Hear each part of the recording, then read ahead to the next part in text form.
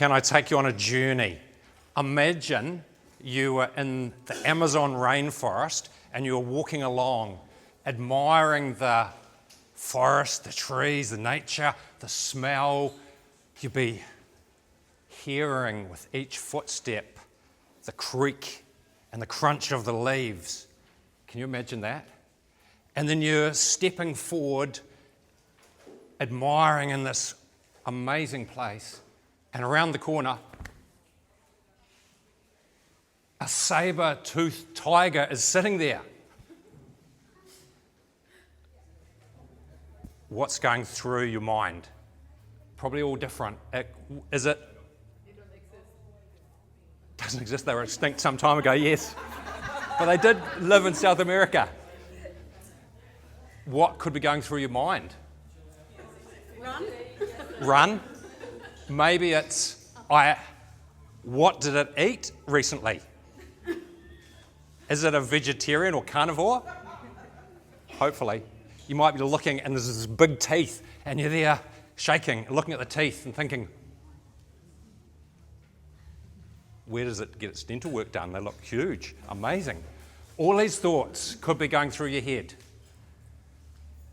The point of that story is we're all different and we all react in different ways and to a similar circumstance.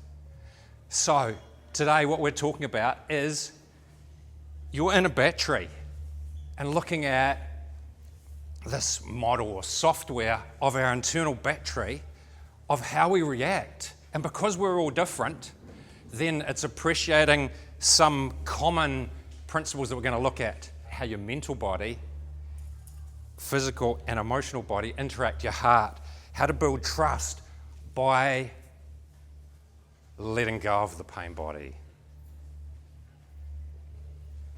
And how our future is created by our pain body and our unconscious programming. How does that sound? Does it sound all right? This is yes. This is I'm in the wrong room. And this is I'm pretty bored already. All right, so to illustrate the model, going to go through the journey towards creating that with some story of how this is created and my personal journey, if you're okay with that. Yeah. All right, thank you. And then the first half we're going to explain the model, and then we're going to go into exercises which are interactive. These exercises you'll be in pairs and explore some of these things so that you can gain some insights on this area. To illustrate this model, I'm going to talk about, as a 12-year-old, I was selected for the Mid-Canterbury rep soccer team. At the time, I had massive self-doubt. I didn't feel good enough to be with all the cool kids. And of course, because that self-doubt and lack of belief in me and my ability, I didn't perform under pressure. The similar pattern was as an 18-year-old selected for the Mid-Canterbury tennis team. I didn't feel good enough. So that self-doubt was repeating, because we don't get what we want in life, we get what our unconscious programming and pain body creates. It's our foundation that creates both our thoughts and our physical body. So this is the powerhouse connected by our heart into these areas. Then the next year, going to Lincoln University. And this is when becoming an adult really got serious. Because after being in the halls of residence for 2 months, I lay in bed one night thinking, what would it be like if I failed the exams that was coming up? And then my mind went whirring and got worse and worse, and I stayed awake all night thinking about that. And then the next night, the same thing, whirring, the mind was whirring with worry. Do people really like me as a 17-year-old kid that's just gone to university?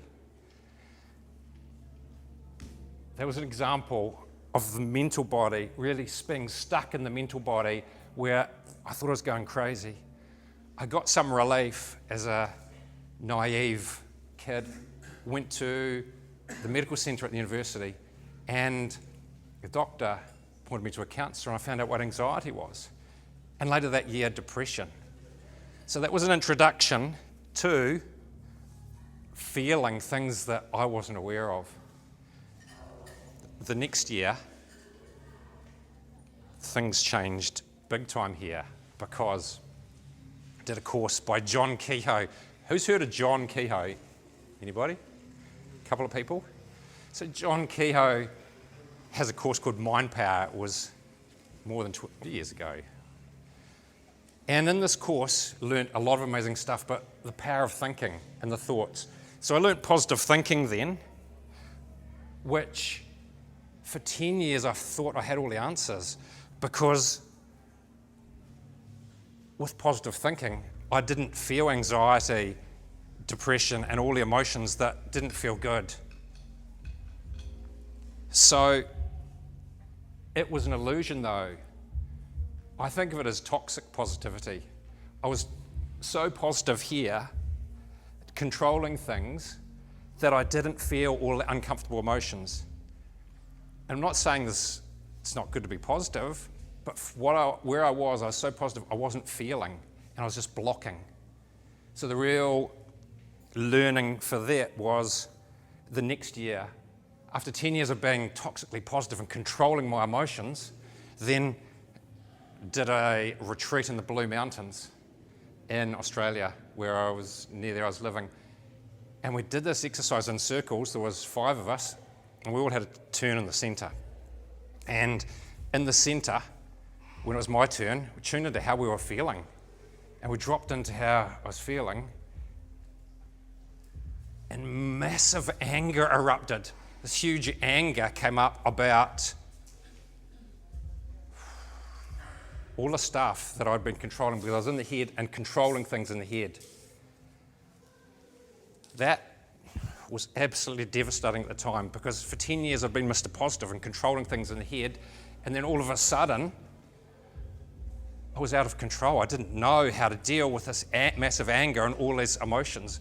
And at that stage I found, at an emotional level, self-esteem was not there. That self-doubt that had been hidden, that I talked about at the start of the journey, it was starting to come up and be felt and seen. And it was soon after that I went to a men's anger group, which was really powerful, because some of the people there were sent by police to understand their anger. But for me, it was starting to understand my pain body coming up, and instead of suppressing everything emotionally, to start to build trust and move from this being stuck in the head to expanding the heart, which is the place of trust. It's the place of knowing. It's the place of resonating very differently.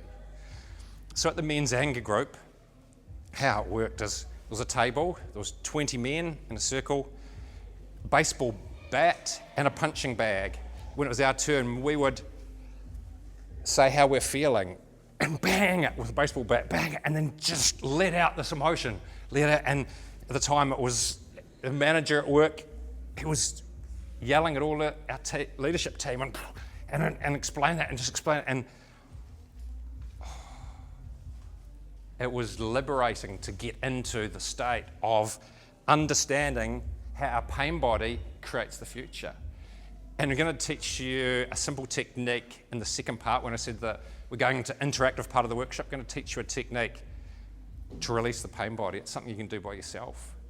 Essentially, it's by feeling it and dropping under it and feeling it. It's a simple technique called the trigger release, which we're going to come to. So along this journey, that was huge. I then started to realize I didn't have control. By controlling things in the head, it felt good for that 10 years, but the reality was, if I really wanted to understand who I was, it was a matter of releasing. So I'd learnt this technique. It's been a game changer, but something huge that I did at the time. Via a psychologist, I looked at, as a 7-year-old, the sexual abuse that I suffered from a farm worker, and started to look at the big emotional stuff that had been suppressed, that didn't really understand. And that was powerful. It was nice to talk about it, but the quickest relief of really feeling and releasing the pain body was the trigger release technique, which I'm going to come to, which is about feeling. So that's the power, not that I'm saying that talk therapy and psychologists don't have a place. For me, really connecting to the heart is about this trigger release that I'm excited to teach you today. So to complete this journey of building trust, releasing the pain body, that then our pain body and our unconscious body, there's a real link there between our future. We create our future by not what we want in life, but what our pain body needs. And so by releasing the pain body, we can very quickly reprogram our beliefs, our habits, and change our performance by dropping into the pain body. So to complete the journey of coming today, I noticed in sport that I had these freak moments where I was really in the zone. And it was rugby in London, and a team that was selected for had these absolute freak moments where at times really in the zone. And so this really started to fascinate me. How can we get in flow and get into the peak performance state in life all the time? And part of it was building the trust, as I've talked about, letting go of the pain body. But the other is letting go, the first point here, and there's a few more handouts if anyone wants them, of first point for really being in the zone and flow in all aspects of life is to let go of trying to control things. An interesting example of that was yesterday, having a conversation. Just check that the person's not here. And I won't give away their identity because I'm not in any way saying they were wrong. It was just a different perspective of attachment and control is the opposite to flow. So this person was saying about going to London and how they hated London.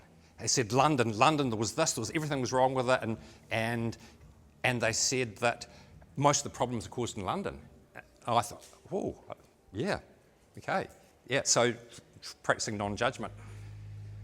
And that story just made me think about this principle. If we let go of controlling things and then we get into this flow state, because if we are attached to certain ideas and wholeheartedly stick to them, that can constrict our perspective of life, and then we're not in flow. The fundamental principle of flow, and I'm working with athletes now on helping them get into flow, is about letting go of the thinking and dropping into that state of being in your body. By letting go of being in the head and then trusting your instincts. And that is to follow your heart or follow your gut feel, or you can decide, make decisions on logic. There's different ways of making decisions, but the point is we're in flow when we feel and trust our instincts. One last little segment to explain this journey before we go into the interactive part where we dig into this so you can experience it in pairs. And then 3 years ago with this journey, had a big breakthrough in trust here, released a whole lot of the pain body, and been trained as a Reiki master 12 years ago, but I never really talked about it other than with a few friends. Then all of a sudden had this breakthrough at a retreat where, with some help, got taught a new form of connecting with our pain, and all of a sudden did this Facebook Live that I was an energy healer, a medium, which has always been there, but it was something that just didn't feel I wanted to share. For some reason, did this Facebook Live and told everyone this is what I'm up to. So that is the journey, just to put this into perspective of what we're going to now talk about in these elements. Are you ready for some interactive exercises where you can in pairs do this. The first thing we're going to talk about is emotional fitness, and I'm going to ask you a question about that to share with a partner beside you. Emotional fitness refers to the degree to which we use the full range of emotion. If we have good emotional fitness, we are okay with the full degree of emotions. Because from my experience, if we are not in a good space and we go to a doctor, rather than teaching us some techniques that I'm going to cover around releasing our pain body and dealing with the negative emotions, we maybe get told we need antidepressants, because that's how we can get back into that happy place. So society generally teaches us to be this happy place so that we're normal. Good emotional fitness is to have a toolkit so that we can experience the full range of emotion. Stop judging emotions as good or bad. They're uncomfortable or comfortable, and it's that trust in the journey to really feel is the magic of emotional fitness, because the mind is constantly analysing and judging and going forward and back and attaching to things. But our heart is the fluid now and the feeling. So there's a place for both, but the power is in trusting our heart and stepping into that place of power, knowing who we are, and not being afraid to go for it with passion and not being afraid to feel. So this exercise we're about to do in pairs about emotional fitness is, what do you feel your level of emotional fitness is? Do you feel comfortable with all emotions? I know I used to control, as I shared, control and push them away because I didn't feel comfortable about them.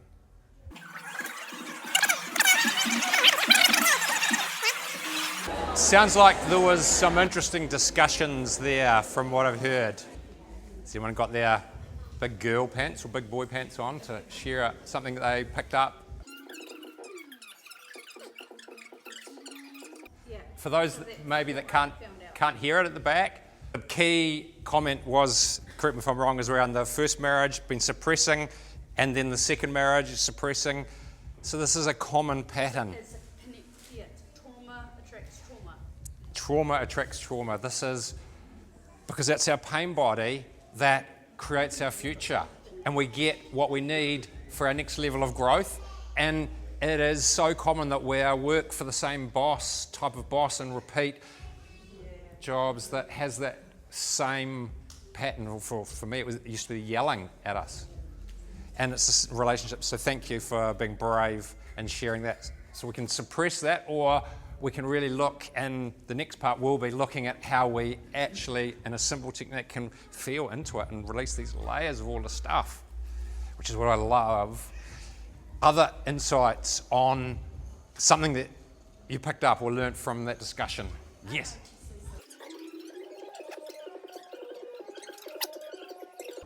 Yeah. So you're still feeling things, you're not controlling it? Thank you. Flattery will get you everywhere. But a summary was, there's another layer there of stuff that's sitting there that we're not aware of, perhaps. Yeah. Yeah, well, we'll look for another insight, but that reminds me of a key example. When I was so Mr. Positive in the head, I would talk through the head and think, what does that person need to hear? And I'd be thinking it was a different voice. It was a slower voice, and it wasn't an authentic voice, because it was all a processing and a mental game, and I couldn't be vulnerable when I was processing it in the head because it was all an analysis. Whereas now, and speaking from a different place, I speak what I feel, and it's such a different journey, because I tend to talk and not sure what you're saying, but the words just sort of come out, and people relate to that, and it's the right words that feel appropriate to me come out, compared to when I was thinking and processing and telling people what they used to think they needed. So thank you for that. Any other insights on emotional fitness? Yeah. Awesome. So A summary could be you get frustrated about the frustration. Maybe? Yeah. And we'll come back to that because when you dig into it with a simple technique, we're going to teach you to trigger release, to drop into it and release what's under it. And then we let go of it and we stop having that pattern. And we stop having that anger. And we stop having that, we let go. And so thank you, that's a really powerful example. Any other comments before we move on? One more.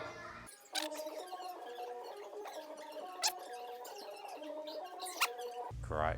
So the summary is about processing, knowing you're processing emotion. Changing the way we think of emotions is an objective on the next point about the emotions being a door to our healing. So I love that. Thank you.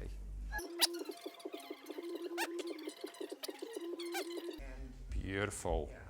That's a powerful insight about how males often are different at interpreting emotions, and so great. I say great because the technique that we're going to go to next is about letting our shame out and opening up emotionally to a different level. Moving to the next part, we've looked at the first point of let go of control. Our mind is wanting to control things and we may be attached to certain outcomes, and the real freedom of trust is in letting go of the mind controlling, because it's this programming that creates our physical body. And I know Dr. Donald Epstein, when he was in New Zealand, in his seminar, he was talking about how for cancer, that it's forgiveness and letting go of our emotional stuff is the one thing he's observed that changes and cures cancer. So this programming here in our pain body is what creates our physical and our mental body and our thoughts, because our mental body is like a TV screen that plays what's going on down here in our foundation bodies. Because Dr. Jill Bolt Taylor explains that it's our emotions that lead our thoughts. So if we're really seeing that this is our powerhouse, and when we get into our pain body and reprogramming that, then and releasing it, then we change what's happening in our thoughts. And we have a quieter mind. We don't have the judgment. We don't go looking forward, back, and we have a different level of knowing. We're going to change tacks and move on now. Is there a volunteer who may want to do a very simple exercise with this? All right. Do you want to come up and do you want to describe this stone? Is that?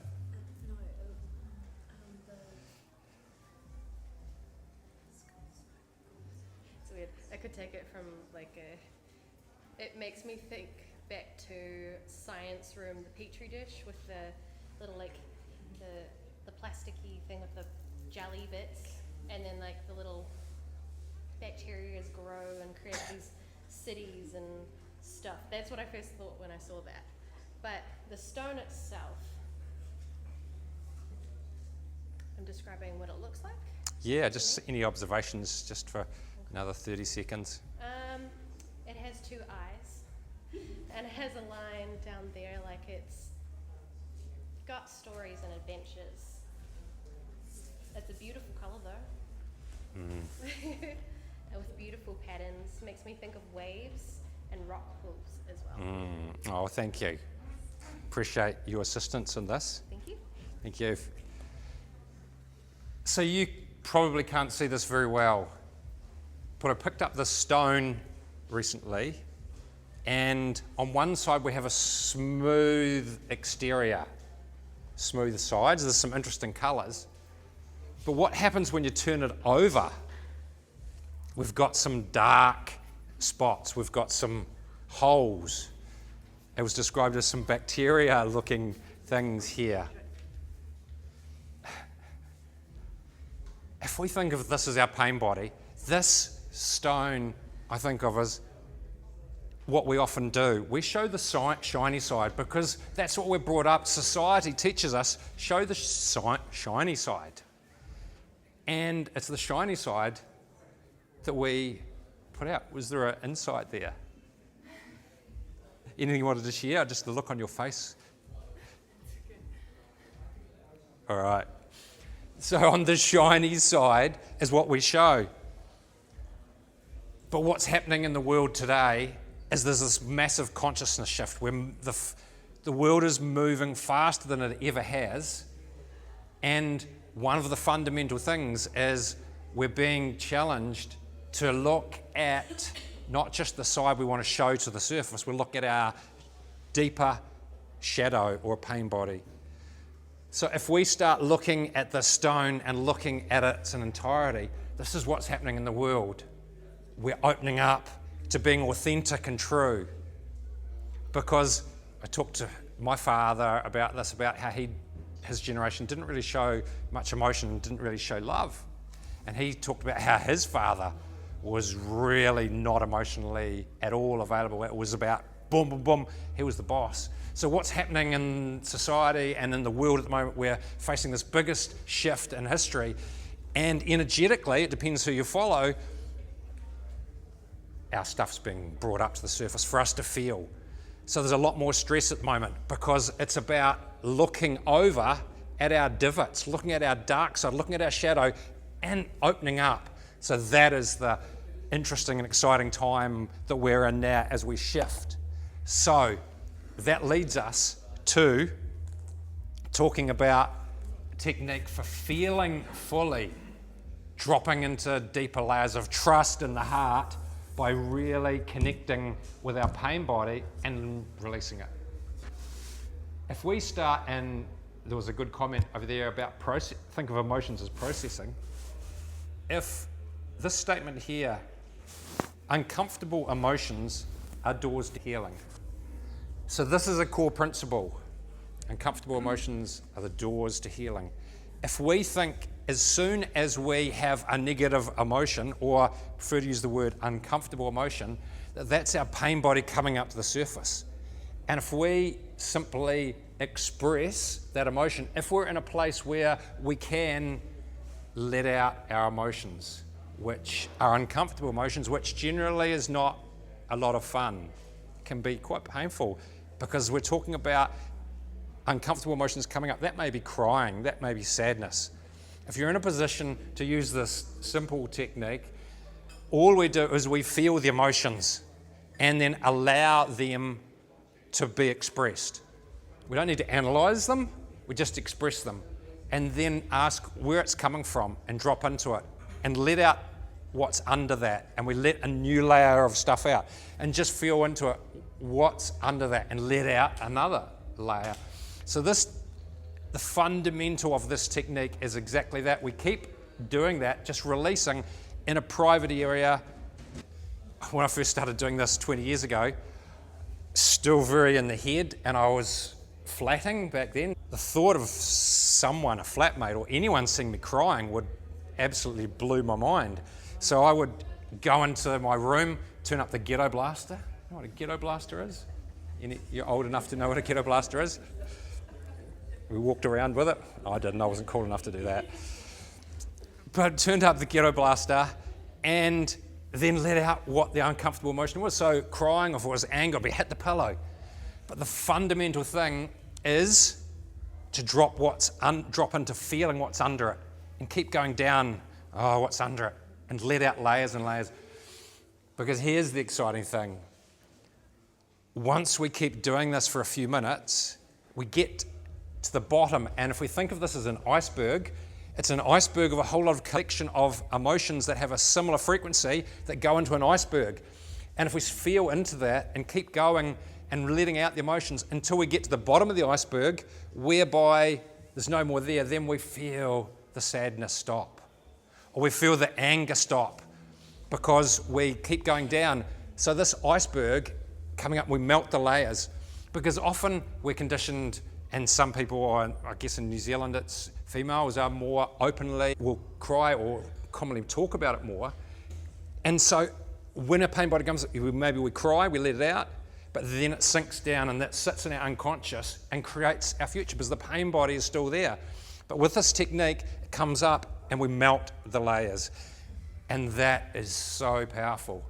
For me, as I talked of, the talk therapy with a psychologist, and that was okay, but this is how I've found to absolutely change the whole level of trust and follow the heart, because it's our pain body which interferes with our level of trust of who we are, and it's our pain body that actually manifests and attracts more drama or more of what we need, because it's our pain body that leads and creates our future. So this is the power of just letting it out. There's one extra step that I haven't explained. And to explain that, there is a handout trigger release here. There's a PDF that goes through this step, because this is the more out there step. And there's a meditation, a few things at triggerrelease.nz. The first thing that I do when I'm feeling an uncomfortable emotion that doesn't feel good, I say this command. Anything that's not of the highest love or light, I command you to leave my body immediately. The reason you say that, a lot of the time we may not be feeling great, and it's because we've picked up a lot of what's happening in the consciousness or on the planet, and that is then a powerful way of clearing it. So it's in the PDF if you want to download it, but I'll go through it, say it one more time, and say the extra bit at the end which helps release the karma of letting go of stuff that's not ours. You say it assertively. If you say it half-heartedly, anything that's it doesn't seem to work. But if you say it assertively, you can say it in your head to yourself. Anything that's not of the highest love or light, I command you to leave my body immediately. The extra bit on the end, and sent up to the light for healing, because that energetically releases any karmic effect of what we've picked up and taken on board. And sent up to the light for healing. An example of this was playing in a tennis match a few years ago, and somebody I didn't know super well, but he was just not feeling right. And I said to him, "Are you open-minded?" Thinking, what the hell will he think? I want to tell him this. So I said to him, say this, anything that's not the highest love or light, I command you to leave my body immediately. And he started feeling really different, and his whole tennis game changed, his doubles partner. And so it is a powerful, powerful way. So with the trigger release technique, this is the first step. Whenever we're feeling uncomfortable emotions, we say the command, because it's probably not our stuff. For me, over the years, I've found about 50% of the time I say that command and I feel back to neutral. Because with this technique, the belief is that our default state is neutral, and then whenever we have these uncomfortable emotions, this is a chance to heal and release them and have this massive ability to grow and step into the new by building our trust. So this is how we build the trust in the heart. It's now time to go into an exercise. The question here to share with your partner or to answer with your partner is, how do you deal with negative emotions? Do you have ways of dealing with the negative emotions? And some common question is to run away from them because we don't want to feel them. But how do you deal with negative emotions? That's a question for a couple of minutes. If you can share that with your partner to have an interesting discussion. Is there any insights that you feel brave to share on how we deal with uncomfortable emotions? Anything that jumped out for you? Yes. Thank you for sharing. That's such a powerful realization. It's about not blaming ourselves and being able to let go of our stuff. A term called radical responsibility. I'm a believer that we create our circumstances, and in this lifetime, for some reason I chose to be on a farm where there was some abuse with a farm worker. And so in this lifetime, I came in to do that, to let go and learn how total forgiveness.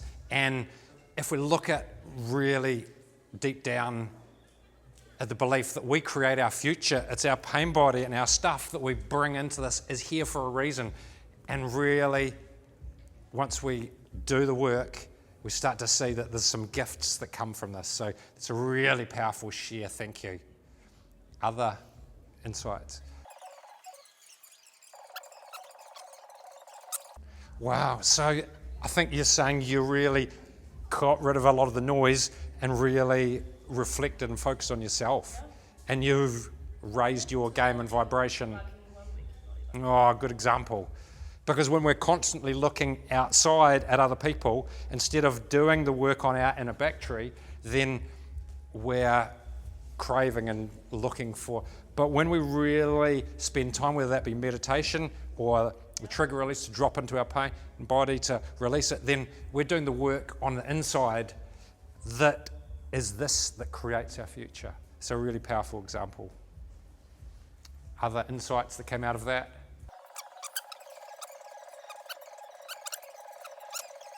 Awesome. Love it. So there's some really good examples. The EFT, there's a lot of different things that you can do. The main point that I hope you're getting is if we're open to feeling new layers and then looking at what's under there, that's what creates our future. And this is what the world's going through. The old ego and is being shown up, and some of the shadow is being forced to be shown. So this is, however you decide to do it, it's about letting go of the old stuff and stepping into the new. Is there one more comment?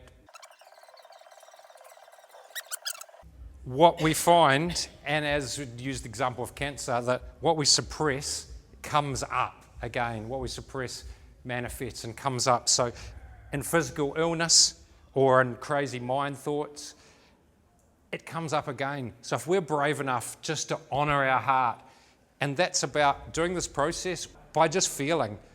So just being aware in the heart when you're feeling uncomfortable emotions, and it can be that awareness of feeling on its own is half of it.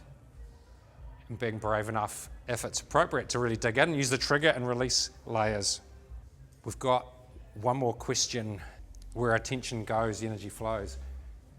To illustrate the last question, a little story about Earthbeat. Who was at Earthbeat last week? A few people were at Earthbeat. The first day of Earthbeat, I ran into some friends who were both eating the most delicious burrito. So it was about 7 o'clock, and I thought, I'm so hungry. I saw their burrito. I thought, I want a burrito. And I was so focused and excited by it, I went looking and I couldn't find where you buy a burrito. But I found where you can buy this burrito, and I was so fixed and excited about this idea of having a burrito. I then got to where you buy your burrito with this excitement, I'm wanting my burrito, and they only had chicken burritos, which is normally probably pretty fine, but I eat mostly vegetarian and I eat chicken, so I thought, well, it didn't feel quite right, but I thought, I want a burrito. So I was just stuck to it. I thought, I want a burrito. Stuck in this focus of a burrito. And I ordered it and ate it. There was so much chicken in that burrito. It's not really a surprise when you order a chicken burrito, right? You get lots of chicken. But it was such a big chickeny burrito. And then afterwards, I felt really heavy. And I realised I was so stuck in my mind and attached to this idea I want a burrito. And I felt some signals. As soon as I felt that it had a king chicken burrito, it wasn't called a king chicken burrito, but it would be a good name for it. I just get this feeling, no, but I was stuck on it.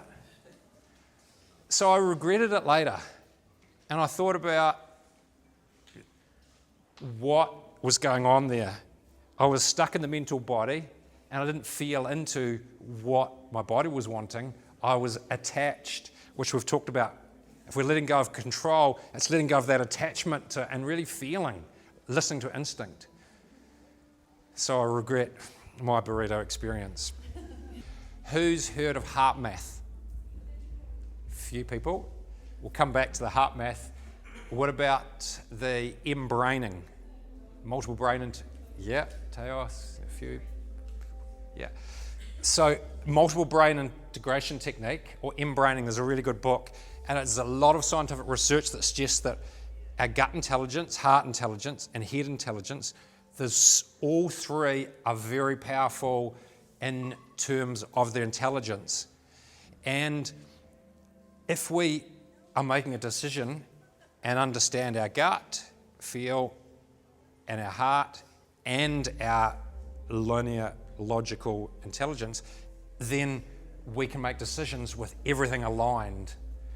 That leads us to the question, when you're aware of this with your partner, are you making decisions generally, some big decisions like burritos, or decisions in general, are you generally using your mental body, emotional body, or intuition and gut feel? I'm interested to discuss that with your partner before going to the last part.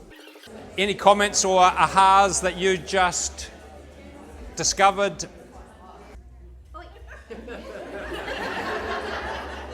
What world am I on?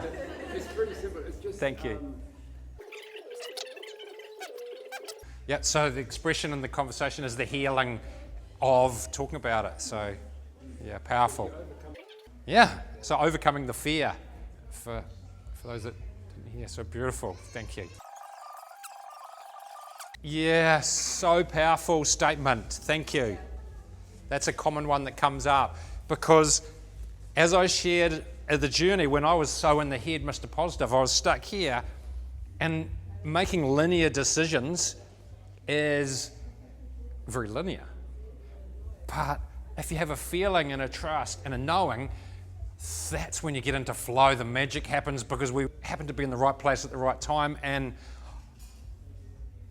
the magic happens. So yeah, great. So it's a work in progress. I know for me, it's feeling the gut instinct is a work in progress. So thank you. Other? Get out of your own way, really powerful insight. Thank you.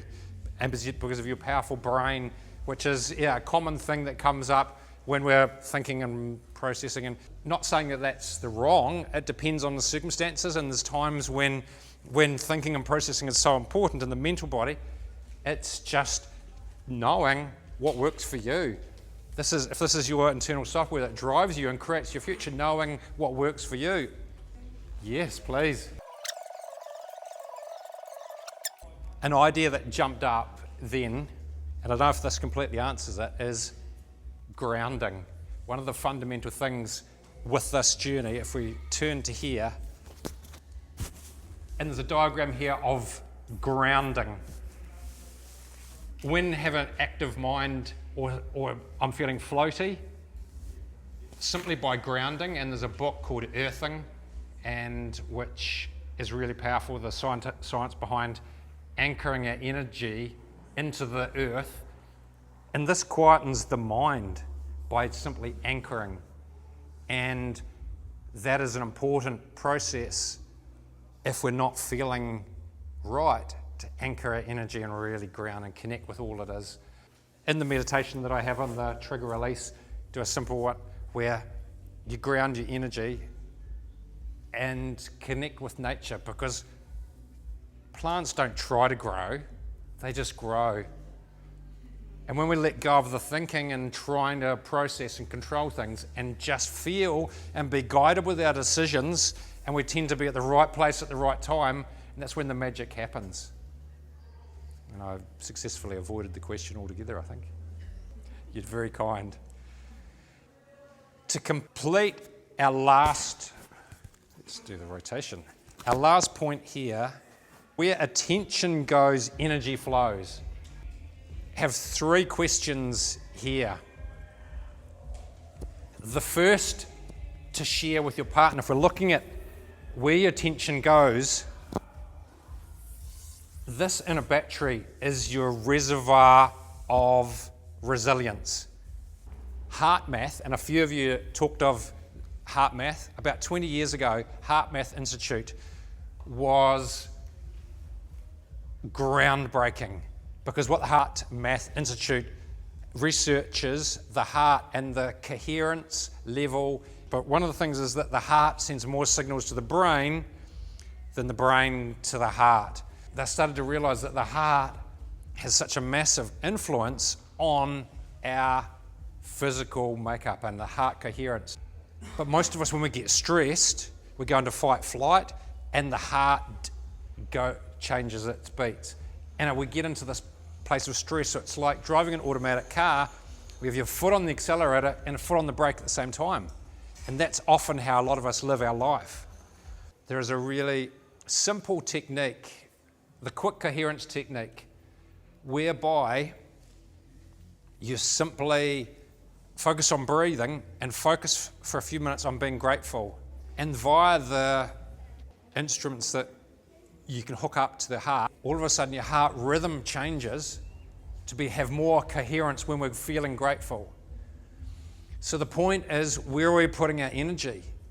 Each day, I like to spend some time feeling grateful, and then you can see your biology changing.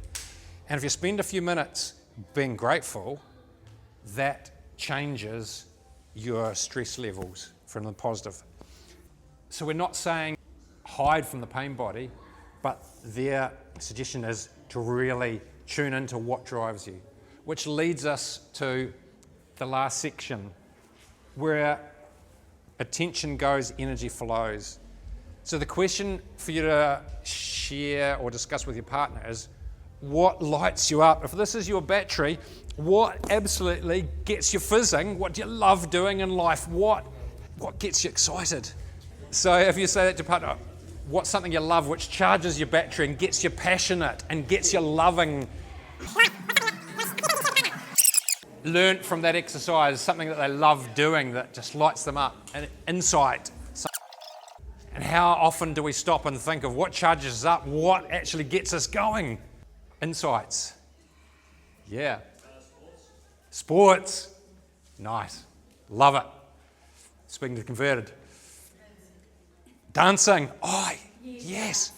Who's going to dance these next few days? Yeah. Is that how it works? Not quite. Not quite like that. Oh, okay. I've got to work on, I've obviously got to work on my dance moves. Yes. You're stuck in the 80s. What else do we love doing? Oh, conquering a fear, overcoming a fear. Yeah. Okay, so spending time alone, is that going to charge up your battery? Honouring you, so that comes up a lot. Busy parent, and our energy goes to the family, but spending some time for you. Beautiful. Beautiful. Allowing time for self when things are busy. So different things on different days. Great. Something that brings your values out. Great. I love the intensity on your face, yes. Okay, beautiful. Connecting with people, yes. Can feel that. Love it. All right. Anything else sleeping out? Crystals. Crystals, yes, love crystals. Crystal water. Crystal hoarder. How many do you have? Thousands. I was going to say over 100. Yeah, thousands. Thousands. I've got every Nature. nature. How powerful is that? Just getting out of nature. Because who knows the term forest bathing? Yeah. And it's not about getting naked in the forest. It's actually about sorry.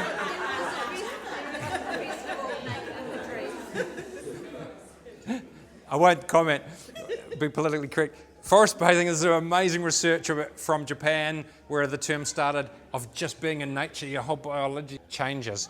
And so that is really powerful. Just going to the forest, your changes are so great.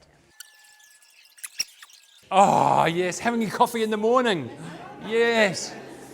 So the point with that exercise, if we stop for a moment and really look at what drives us, what creates our inner fuel, what charges up our battery, and then make sure that we spend time doing that, that's what lights us up, because our level of resilience is dependent on our inner battery. When we're charged up, then we can handle situations in a completely different way. And the science of stress means that it changes the resonance of how we vibrate.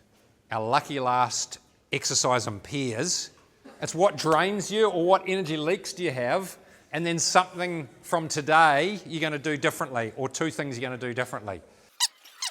So I love the look on your face. You're lighting up. So you're going to go down to the bush on Monday and release.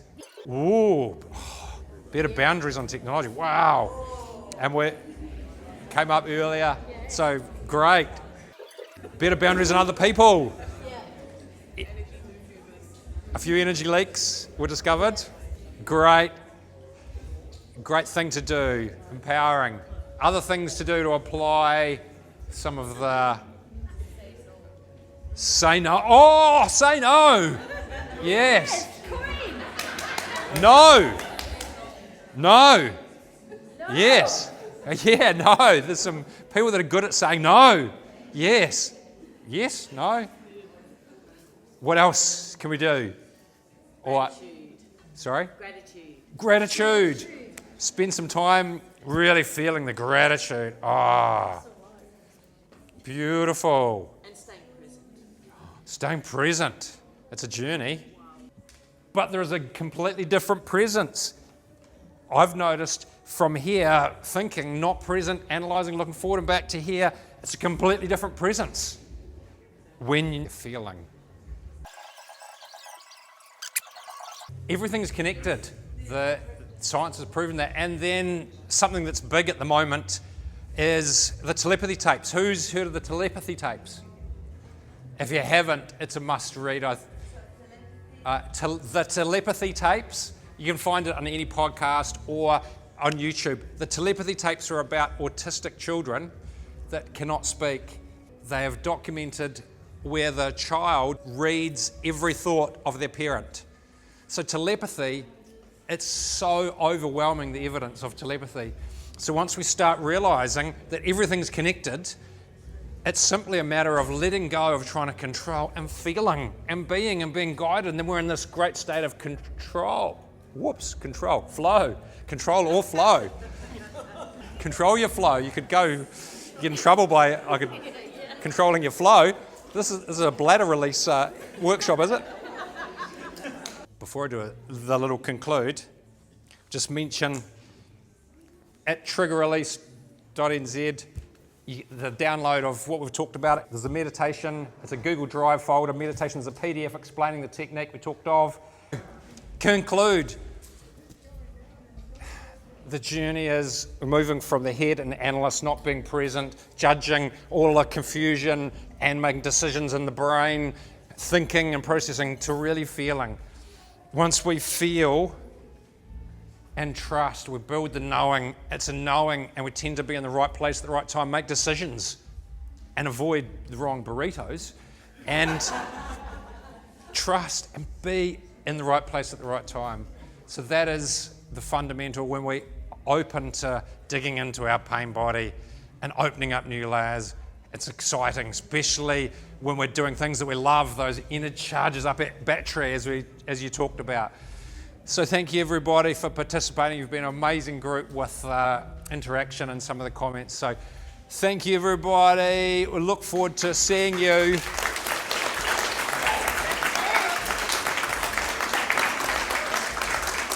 Work on your dance moves out there. So thank you everybody. Appreciate you.